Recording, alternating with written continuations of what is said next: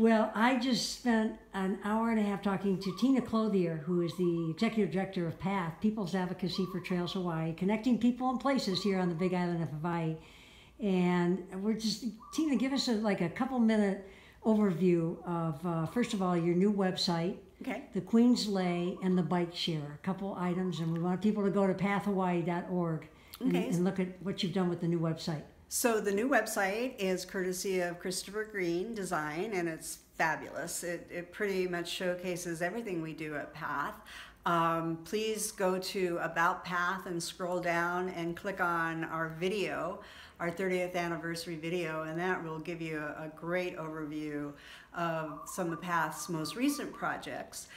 They are Queen's Lay, which ultimately will be a 16.7 mile loop trail connecting Kailua Village to north to Palamanui, the community college. And there's a piece on bike share, which launched on August 30th in Kailua Village. And those bike share stations are at Halehalawai and the King Kamehameha Kona Beach Hotel. And on Kahakai Road that goes in front of Huggos. Oh, okay, right, great. Right. And as we expand, we'll have a station down at a little further on the Mauka side by Kahalu Beach Park, and we hope to have a couple more stations in between, and possibly stations up a little bit north on Kuakini, but that remains to be seen. That's what we're working on. So we're looking at expanding the system quite a bit so that residents who live on Leaky Drive and work in town can use bike share to go to work and don't have to take their cars. So the pathhawaii.org, really a lot of information, fairly new site, Right. upgraded, and just so much history of all the organization, all the things that PATH does, from bike ed in the schools with fourth graders to the walk programs, the pedestrian education. Right. The Queen's Lay, how did that get started? Was that something that Grant Miller from? Well, yeah. So I would like to acknowledge Grant Miller for really kickstarting that. This is an idea that we had since the 1980s, was to do this around the island trail using the Helco easement. And little bit more recently, we sort of scaled it down to the 16.7 mile loop trail, but again, using the Helco easement. And we had a PATH Board of Directors meeting one evening at Monica Shields' house, and we invited the spouses of our board of directors. And so Monica's the president, and Janice Right. Vika Miller is the treasurer. Treasurer, right. And so Grant came, and Jeff McDivitt said, PATH needs to get its name out there, and people need to know about PATH, and we need to tell people what we do. And I said, well, Jeff, why don't we do another signature project? We haven't done a signature project since Walua Trail, and that's been many, many years. And I said, to the board, do you want to try Queen's Lay? And so we talked about it and said, yeah, we'll give it a try. And Frank Sayer, who's on the board, was a huge advocate of that. He said, if we do this, I really want to be a part of this. I remember him talking about it years ago. Right, yeah. Right. And so Grant Miller's listening to all of this. And then unbeknownst to me, shortly thereafter, he was working on Mayor Billy Kanoe's bike when Billy was getting ready to do Honu.